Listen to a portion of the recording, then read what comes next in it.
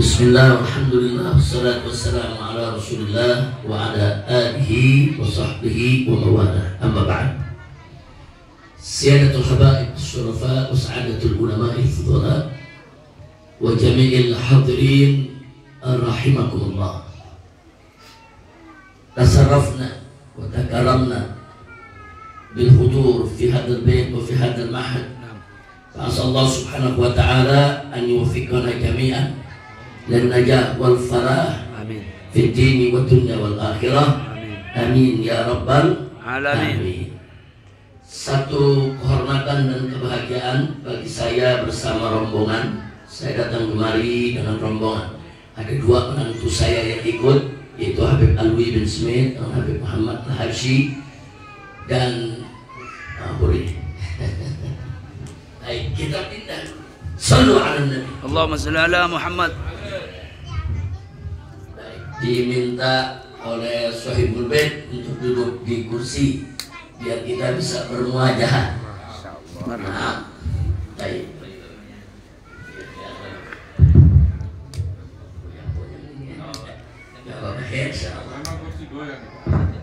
Baik. Kepada semua para kiai, para alim ulama, ini maaf nih, jadi agak angkat kaki nih. Ini bukan kita mau angkat kaki, emang kursinya mau ke belakang. Ya alhamdulillah. Baik, kepada para kiai, para alim ulama, wabil khusus di sini ada Kiai Haji Jurjis, begitu juga Kiai Latfan dan lainnya yang tidak saya sebutkan satu persatu. Tapi sekali lagi saya mau sampaikan, saya bahagia dengan pertemuan ini, dengan silaturahim ini. Mudah-mudahan ini akan semakin memperkuat persaudaraan kita. Amin. Karena silaturahim semacam ini antara habaib dengan kiai ulama ini sangat penting. Apalagi di masa-masa adanya upaya-upaya adu domba, upaya-upaya memecah belah antara habib dengan habib, antara kiai dengan kiai, antara habib dengan ulama. Tentunya silaturahim seperti ini harus lebih ditingkatkan, insya Allah. Nah, di sini saya cuma mau ingatkan betapa peran ulama di kita punya negeri sejak penjajahan dulu sampai hari ini begitu besar. Tapi sedihnya di era-era yang kita lalui banyak ulama-ulama dirangkul pada saat-saat susah dan ditinggalkan pada saat-saat senang. Nah, kita mulai dulu dari penjajahan. Dulu pada saat kita dijajah oleh Belanda, tentara belum ada. Nggak ada itu yang namanya TNI, itu tidak ada. Yang ada dulu laskar-laskar Islam. Ada laskar Hizbullah, ada laskar yang lain-lainnya, saudara. Yang membentuk laskar-laskar itu adalah para ulama. Di Madura, di Jawa Timur, di Sumatera, di mana-mana. Para ulama membentuk laskar-laskar Hizbullah yang setelah kita merdeka, laskar itu menjadi Tentara Nasional Indonesia saat ini. Nah, yang ingin saya sampaikan di sini bahwa dalam perlawanan melawan penjajah itu jasa ulama begitu besar, banyak ulama yang mati syahid, banyak santri saudara yang juga berkorban untuk memetik kemerdekaan. Alhamdulillah. Tapi begitu merdeka, ulama ditinggal. Ulama-ulama yang ingin menegakkan syariat Islam, saudara, dimusuhi. Sejak awal kita merdeka, sampai upaya-upaya penegakan Islam yang menjadi cita-cita para ulama kita diabaikan dengan berbagai macam cara. Nah, itu berlangsung selama Orde Lama. Bahkan di akhir-akhir Orde Lama, saudara, pemerintah Orde Lama merangkul PKI, komunis yang dibesarkan. Akhirnya apa yang terjadi, saudara? Yang terjadi kita bisa lihat sejak tahun 1948, berapa banyak ulama yang dibunuh, berapa banyak pondok pesantren yang dibakar. Bahkan di Magetan, Jawa Tengah, berapa banyak kiai yang dipotong, dimutilasi, jasadnya yang sudah dipotong-potong dimasukkan ke dalam sumur. La ilaha illallah. Nah, ini dilakukan oleh PKI, tapi sungguh pun begitu PKI tidak dibubarkan. Jadi tahun 48 PKI berontak, saudara. begitu berontak banyak ulama yang dibunuh, saudara. Nah, setelah itu ulama membantu pemerintah untuk memberantas pemberontakan PKI di tahun 45. Allah memberikan kemenangan. Tapi setelah kita menang, PKI-nya tidak dibubarkan. Kan lucu, sudah melakukan pembantaian tidak dibubarkan sampai terjadi lagi pemberontakan tahun 1965. Nah, begitu berontak tahun 65, PKI kuat 65 berontak, pemerintah lemah, tentara tidak berdaya, lagi-lagi minta bantuan siapa? Ulama. Ulama yang bantu dengan para kiai, para santri turun di mana-mana perang melawan PKI. Nah, kita lihat di situ bagaimana dulu saya dengar cerita dari almarhum Kiai Haji Hasim Muzadi. Beliau cerita dulu Habib tahun 65-an, saya ini termasuk pimpinan Banser. Kami bergerak dengan Banser di mana-mana. Kami lawan itu PKI yang memberantas, yang membantai para kiai. Nah, akhirnya apa? Akhirnya diberikanlah kemenangan. Ulamanya menang, santri menang, kita masuk ke zaman Orde Baru. Begitu Orde Baru berkuasa, dilupakan lagi ulama. Jadi ulama ini kayak pemadam kebakaran. Lagi ada api kebakaran, ulama diundang, nah dipadamkan tuh api. Udah selesai, ulama ditinggal. Saudara, itu yang terjadi. Nah, begitu udah ulama ditinggal, Orde Baru berkuasa, ya Wak. Saya ingat betul. Nah, begitu akhir-akhir di tahun 90-an, kebetulan saya baru pulang tahun 90, habis menuntut ilmu di Timur Tengah. Begitu pulang, kita langsung terjun ke dunia dakwah dan 90-98. Saat itu kita tahu bagaimana ulama-ulama NU itu dimusuhi. Nah, sampai-sampai tahun 98-99 itu kan ada operasi di Jawa Timur. Saudara, ada yang bilang operasi kolor hijau lah, ada yang dibilang pemberantasan dukun santet lah. Banyak ulama yang difitnah sebagai dukun santet, yang dibunuh, saudara. Nah, lagi-lagi ulama dimusuhi, saudara. Tapi begitu ingin reformasi, lagi-lagi ulama diajak. Ulama diajak untuk merontokkan, merubuhkan Orde Baru, saudara. Nah, begitu Orde Barunya tumbang, masuk kita ke reformasi, saudara, ditinggal lagi ulama. Nah, jadi saya hanya ingin mengingatkan peristiwa ini ke depan nggak boleh terjadi lagi. Nah, jadi artinya ulama harus berjuang terus, jangan setengah-setengah, dan jangan biarkan orang lain menelikung, memotong perjuangan di lingkungan, kemudian mereka yang mengambil manfaatnya, sementara ulama dimusuhi, saudara.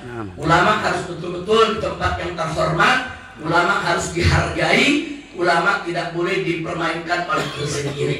Bahkan kita berharap sebetulnya setiap mesin kalau mengambil keputusan, ya tanya-tanya dulu pada ulama, lihat dulu fatwa ulama, ajak dulu ulama dia bicara. Nah, berapa banyak sekarang dari mulai 10 tahun terakhir ini kebijakan-kebijakan itu nggak nanya ulama lagi. Bahkan suara ulama udah nggak didengarkan, bahkan protes ulama udah nggak didengarkan.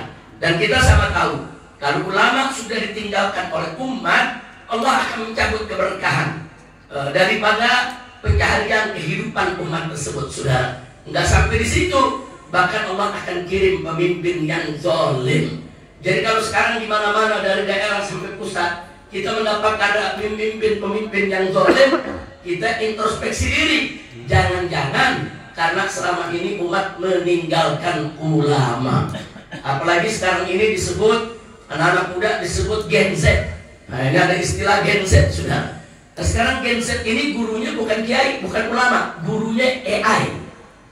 Ada apa-apa nanyanya ke AI.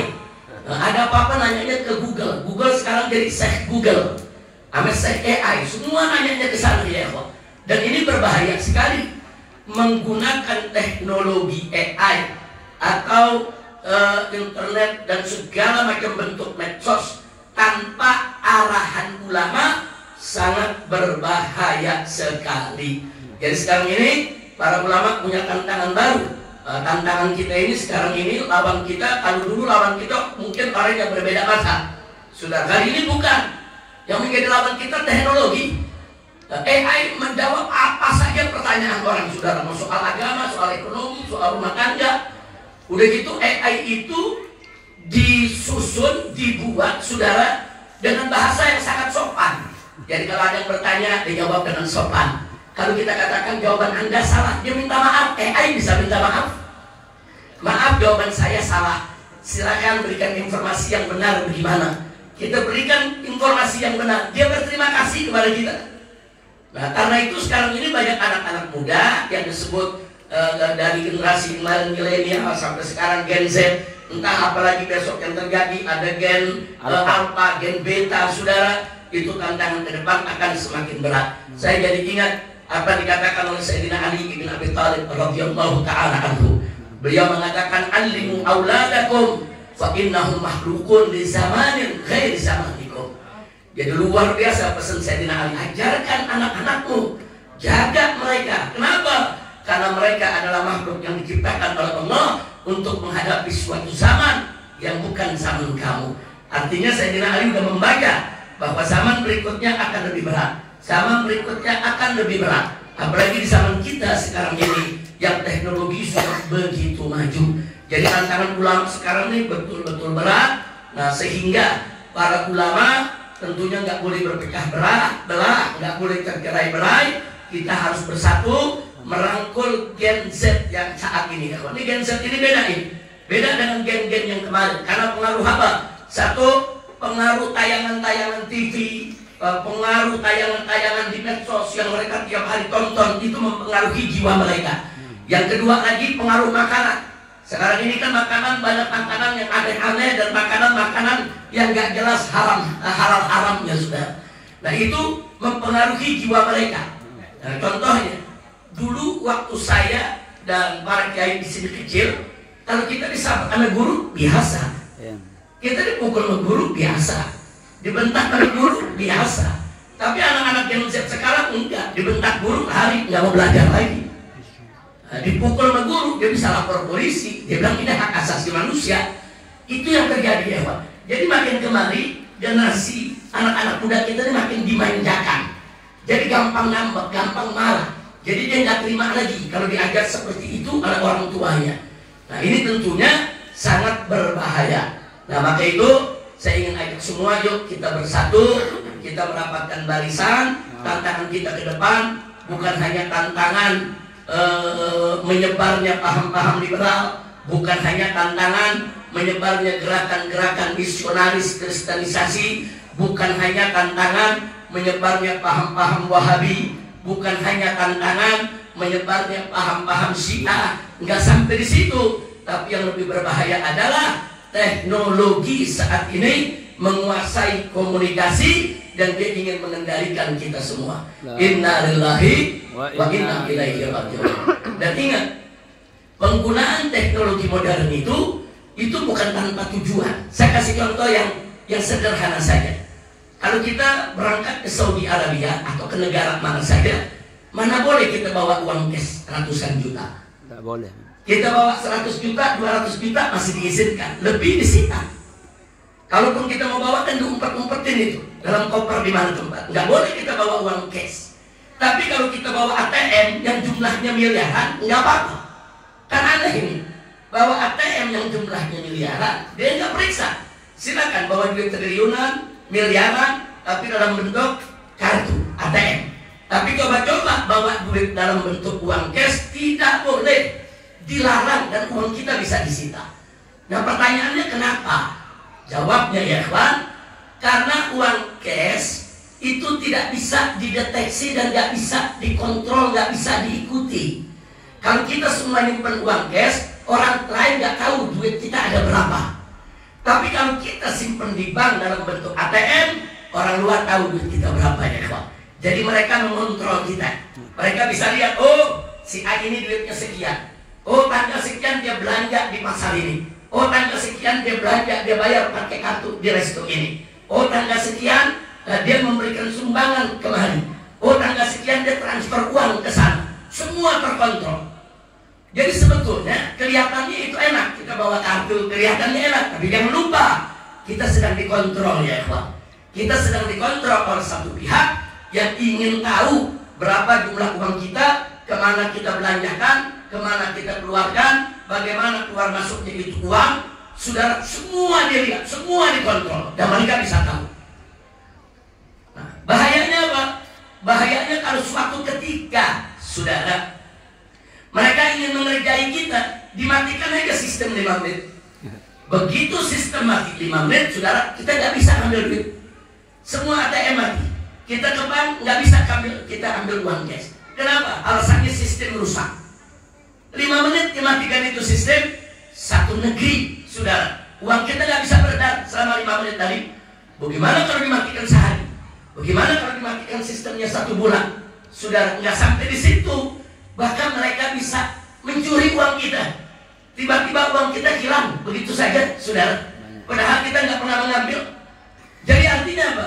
Uang yang kita simpan di bank kelihatannya memang enak, praktis, nyaman, cuma bawa kartu kemana-mana. Tapi dibalik itu mereka mengontrol dan mengatur uang kita. Mereka memonitor kemana saja uang kita itu beredar, ya ikhwan. Inna lillahi wa inna ilaihi raji'un.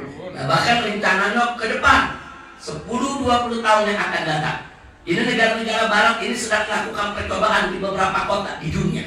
Nah, bagaimana transaksi di suatu kota itu cukup dengan chip. Chip itu kartu kecil seperti yang dimasukkan ke dalam handphone. Itu ditanam, saudara, di dalam badan manusia. Ditanam di tangan, atau ditanam di lengannya, saudara, atau ditanam di daerah telapaknya, saudara. Untuk apa? Jadi kalau dia mau belanja, cukup tempelkan saja itu bagian badan yang ada chipnya, saudara. Dia mau belanja, dia mau ke bank, dia mau bayar apa saja. Bahkan di chip tersebut ada identitas dia, ada alamatnya, ada kartu keluarganya, ada surat nikahnya, semua data dimasukkan di situ, ya Pak. Dan ini kelihatannya praktis, tapi jangan lupa mereka ingin mengontrol kita, mengendalikan kita. Karena kalau sudah ada chip yang masuk ke badan, mereka bisa kontrol kita kapan saja. Kita mau masuk rumah, keluar rumah, ngobrol dengan istri mereka dengar, ya Pak. Semua mereka bisa rekam. Nah, ini beberapa kota mulai dijalankan. Bukan nggak mungkin 10-20 tahun yang akan datang, anak-anak keturunan kita akan dipaksa untuk ditanam chip tersebut dalam tubuh mereka, ya Pak. Kalau nggak mau, mereka nggak dilayani. Kalau nggak mau, mereka nggak punya identitas. Kalau nggak mau, mereka nggak bisa melakukan segala bentuk administrasi dengan negara, saudara. Dan ini sangat-sangat berbahaya. Karena berbahayanya apa? Saudara, ya kelihatannya enak, belanja hanya tinggal bawa badan aja kemana tempat, masukin duit di bank, masuk itu, terus akhirnya kita hidup dalam dunia digital. Semua serba angka, semua serba digital, dan kita sedang menuju ke sana. Mungkin kita nggak mengalami, tapi anak cucu kita akan mengalami itu. Karena dari sekarang mesti kita bekali mereka dengan ilmu, mesti kita bekali mereka dengan keberanian untuk menegakkan amar ma'ruf nahi munkar. Mesti kita bekali mereka bagaimana cara mereka menghadapi itu semua jika terjadi terhadap mereka. Karena kalau itu terjadi, bahayanya luar biasa, luar biasa. Artinya apa? Jadi kalau dia mau bunuh itu orang lewat chip, sebentar itu orang bisa dibunuh, ya Pak. Chip itu bisa meledak kapan saja mereka mau meledakkan. Saya buktikan di Lebanon pada saat kemarin perang Palestina setahun yang lalu, saudara, Hizbullah di Lebanon mau bantu pejuang Palestina. Nah, ikut meluncurkan beberapa roket. Lalu apa yang terjadi di Lebanon? Ada satu HP merek tertentu buatan Eropa itu dipakai menyebar di Lebanon. Dalam satu hari 2000 HP meledak. HP yang ada di kantong meledak, yang dipegang meledak. Sehingga banyak pejuang-pejuang Hizbullah yang kebetulan memakai HP tersebut mati. Hampir 2000 HP yang luka, yang cacat, yang mati, sudah. Nah, jadi siapa yang jamin kalau HP yang kita pegang hari ini nggak bisa diledakkan, saudara? HP yang kita pegang ini, kita setrum keramaan aja bisa meledak. Kita pakai di pom bensin aja bisa meledak, ya Pak.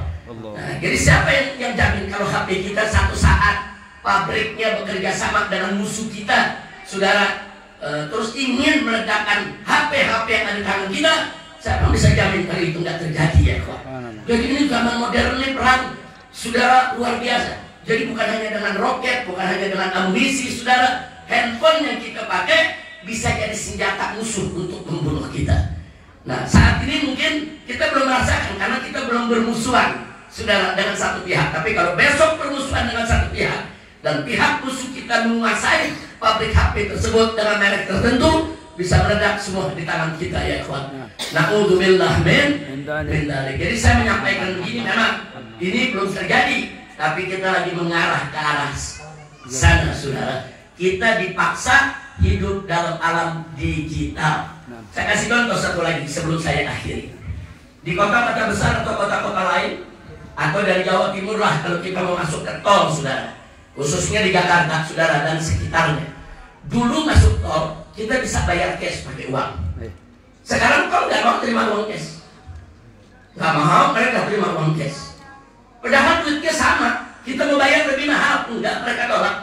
Kita dipaksa pakai kartu ya. Jadi masuk tol pakai kartu, bayar pakai kartu. Kenapa? Kita disuruh bayar dulu sebelum kita pakai itu jalan tol. Jalan tolnya belum kita pakai, itu udah beli yang 200.000, 500.000, saudara. Ada yang ngisi 1 juta, padahal kita belum pakai itu jalan tol. Nah, saudara, apa keuntungan mereka? Begitu kita beli 500.000, yang satu 200.000, yang satu sekian ratus ribu, terkumpul sekian ratus miliar oleh mereka. Dan itu langsung masuk ke bank-bank riba yang mereka tunjuk, dan mereka langsung dapat bunganya ya. Mereka dapat bunganya, mereka dapat triliunan. Jadi dikumpulkan duit kita dipaksa suruh beli, dipaksa, padahal kita belum pakai. Bisa saja kita mengatakan, wah ini nggak boleh, ini hukumnya begini begitu. Kalau kita nggak pakai kartu, nggak bisa lewat tol, disuruh lewat jalan biasa. Jadi kita dipaksa ya Pak. Jadi belum selesai ini hukumnya apa? Ini belum selesai dibahas oleh ulama, kiai belum selesai. Kiai ini belum bahas nih. Ini hukumnya apa nih, beli kartu begini bla bla bla. Nah, sementara itu duit sudah ada di sana, saudara, kita belum pakai. Bahkan jangan-jangan setahun kita nggak pakai. Sama dengan beli kuota, lebih bahaya lagi. Kita beli kuota, sekian dengan pulsa sekian, saudara. Nah, tahu-tahu begitu akhir bulan kuota kita hilang. Kan yang hilang itu kan milik kita beli. Kalau kita beli, ya punya kita dong. Masa akhir bulan tahu-tahu kita punya hilang ya, Pak? Nah, kalau kuota yang hilang 20.000 umpamanya, satu orang 20.000, kalau 1 juta orang.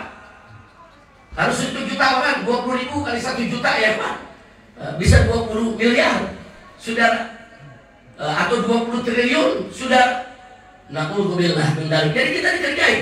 Kita dipaksa masuk ke alam digital ya, Pak. Dipaksa.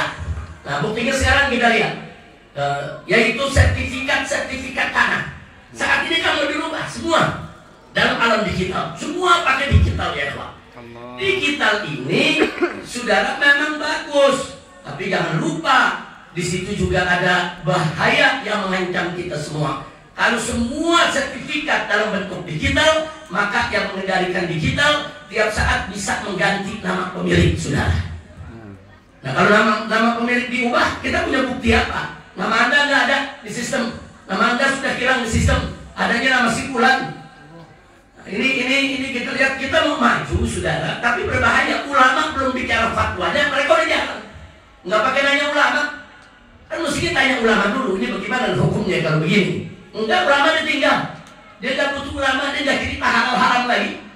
Nah, ini yang terjadi saat ini di kita punya negeri ya, kawan. Nah, karena itu saya katakan sekali lagi, tantangan ulama berat. Tantangan ulama berat. Tapi semakin berat tantangan, insya Allah ulama akan semakin cerdas, semakin semangat, semakin tegar. Amin. Untuk berdakwah dan berjuang li'iqla kalimatullah subhanahu wa ta'ala.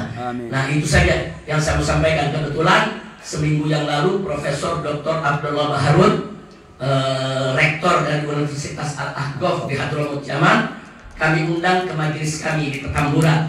Nah, kami bikin seminar. Seminarnya tentang AI ya, Pak. AI itu adalah artificial intelligence, atau kalau dalam bahasa Arabnya ad-dzaka al-istinai, atau kalau dalam bahasa Indonesianya kecerdasan buatan.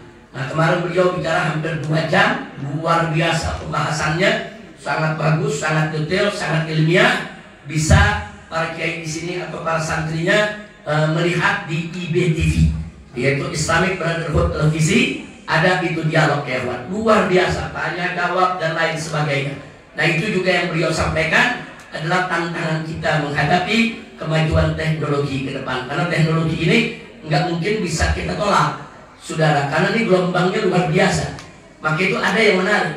Profesor Dr. Abdullah Baharun ketika ditanya oleh para santrinya, yaitu di Yaman, di Hadramut, ini yang cerita Buya Yahya. Buya Yahya ini salah satu alumni daripada Universitas Al-Ahqaf.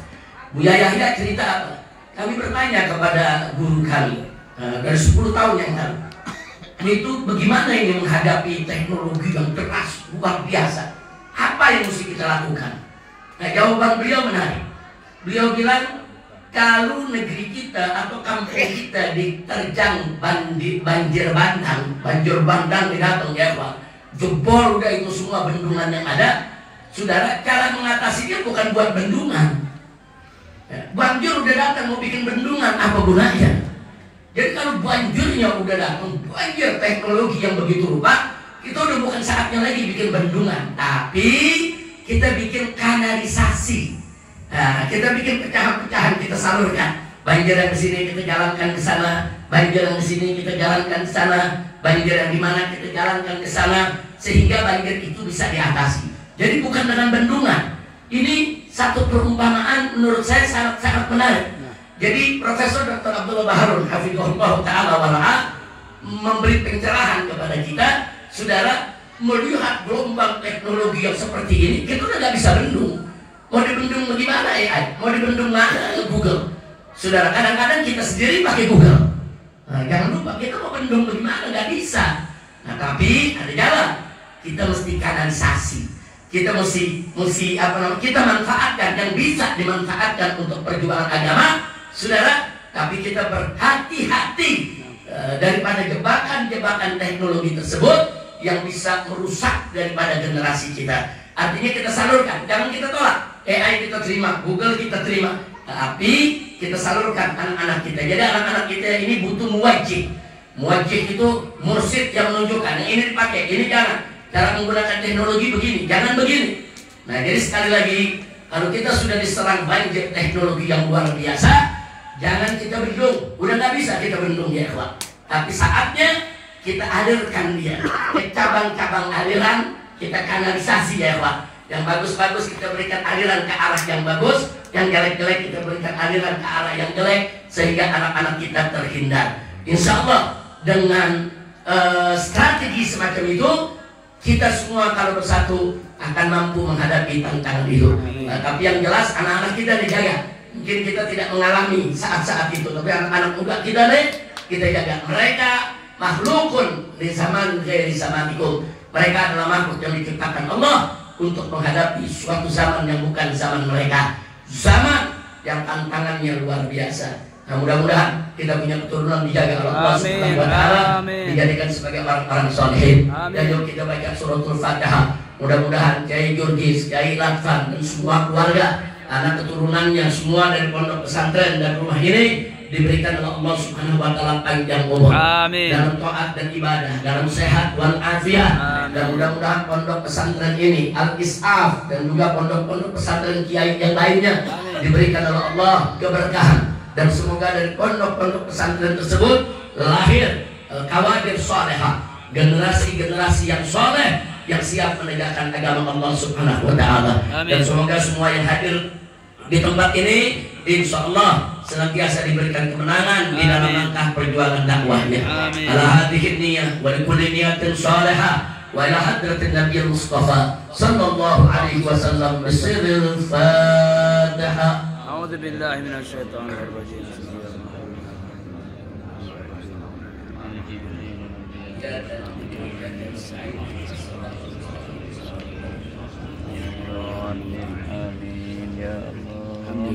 Habib Muhammad Al-Habsyi, ya Rabbana tarafna. Seperti bisa semuanya rame-rame, ya Rabbana tarafna bi annana